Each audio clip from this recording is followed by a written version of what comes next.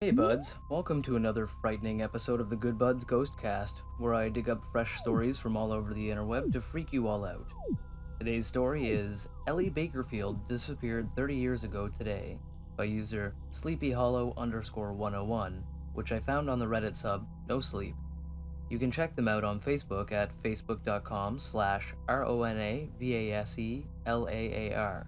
There will be a link in the description so you can check out what they're up to. Today's story will have a special guest narrator in the form of my amazing co-host from the Good Buds podcast and fellow spoop hunter, Curtis. Hey buds, glad to be here. So before Curtis begins telling this tale, I would like to remind you to like, comment, subscribe, and share this podcast with all of your friends who like scary stuff and burning nugs. Now we'll light the ceremonial incense, if you know what I mean. When I was 6 years old, a little girl of the same age went missing in my hometown. Ellie Bakersfield. She lived a few streets down. It happened one night in early summer. She was just snatched, right from her bed. There was no sign of forced entry at the house. The perimeter alarm hadn't gone off or anything. The only evidence that anything was amiss was a house plant in the hallway outside her room that had been knocked over on its side. Her parents found her empty bed in the morning and called the police immediately. It's a relatively small town, about 20,000 people. Bad things happen here sometimes, sure, but nothing like this. Nothing like a little girl just vanishing without a trace. Everyone was shocked. How could something like this happen here? Furthermore, who could be responsible? My parents were particularly upset. They were friends with the Bakersfields. My dad was a repairman, and he was the guy they always called when they needed work done around the house. My mom played bridge with Miss Bakersfield on Sundays. Ellie and I would play together, too, though I don't remember her much, just vague impressions that have grown duller with time. The first few days after her disappearance were rough. There were no obvious suspects. No creepy uncles, no weird family friends, no registered sex offenders in the vicinity. The police, of course, questioned the family and everyone close to them, but they had no leads. My parents were very supportive during that time. I remember staying with my grandma more often because Dad was helping organize search parties and Mom was cooking for the family. Eventually, Mom brought me to Grandma's and we stayed there for a few weeks. Grandma lived about 40 miles away in a neighboring town. We'd been planning on staying there for a while anyway, since we were renovating our house at the time. We'd finished with our downstairs, but now Dad was working on the upstairs, which meant we couldn't sleep in our bedrooms.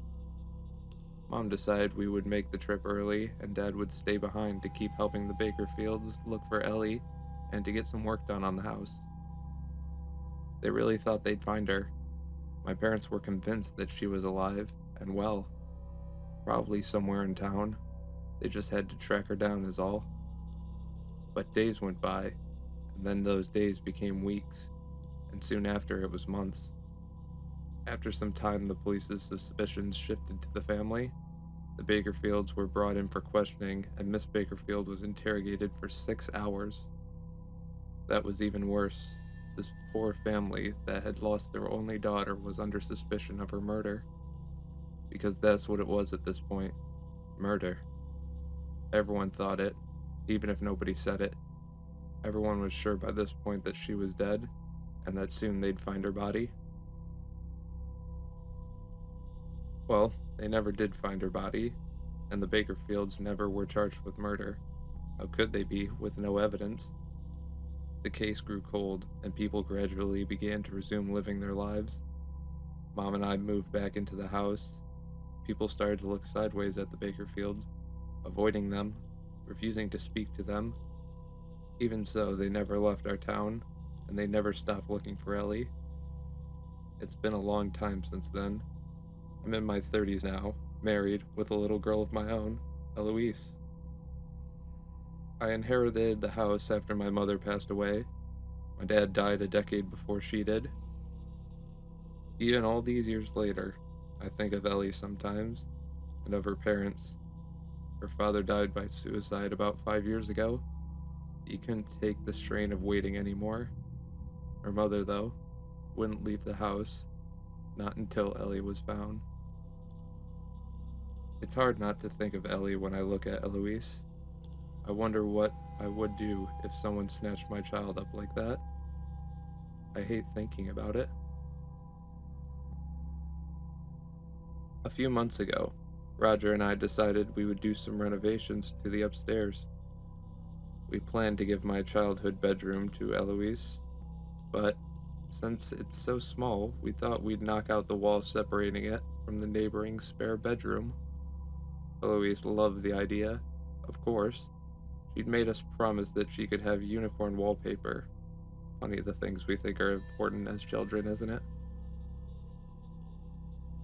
We started taking down the wall, and it wasn't very long into our project that we found something.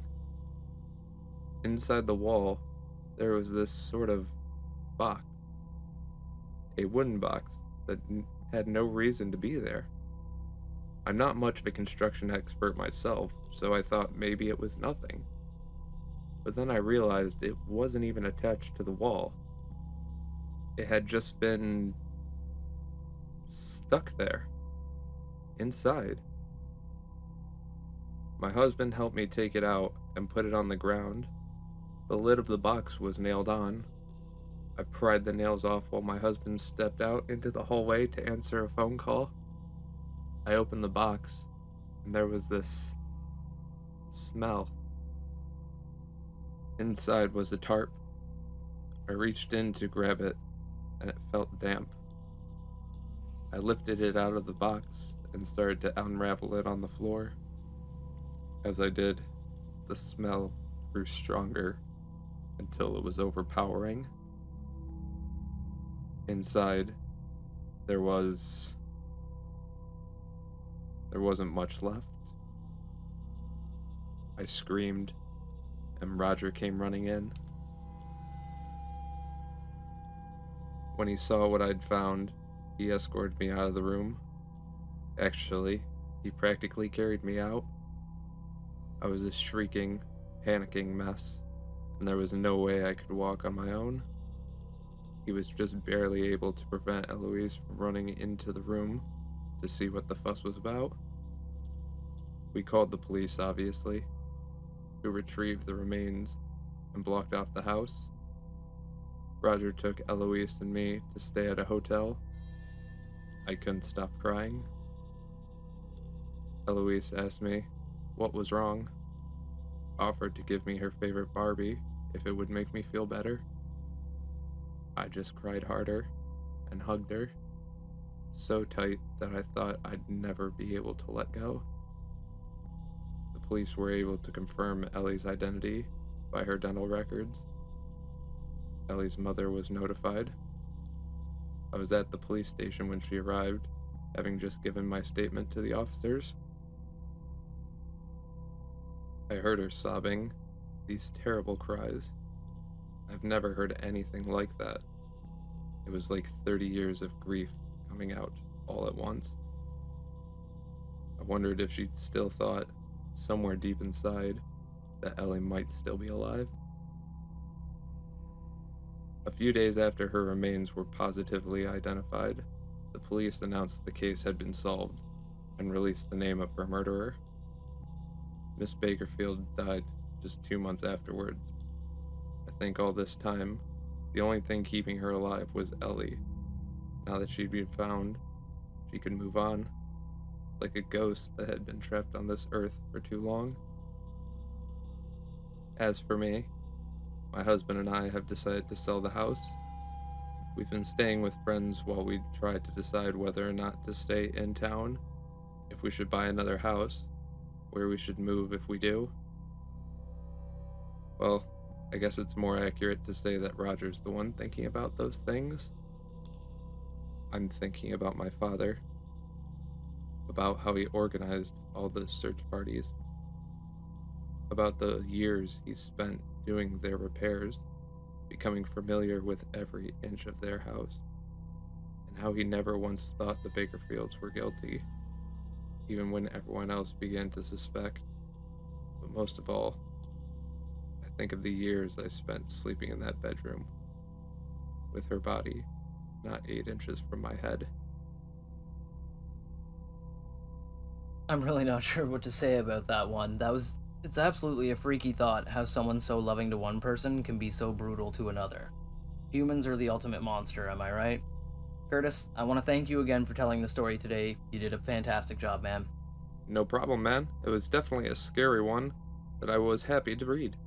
Thanks again to the author Sleepy Hollow 101 for letting me narrate this for the Ghostcast, and I would like to remind all of you to check them out on Facebook at their link below. So that's it for today's episode, but before you go, remember to check out our main podcast, the Good Buds Podcast, where good buds smoke good buds and talk about them. Like, comment, subscribe, and share this with all of your friends who like spooky stuff, burning nugs, and wearing brown pants. Stay spoopy, buds. Stay spoopy, buds.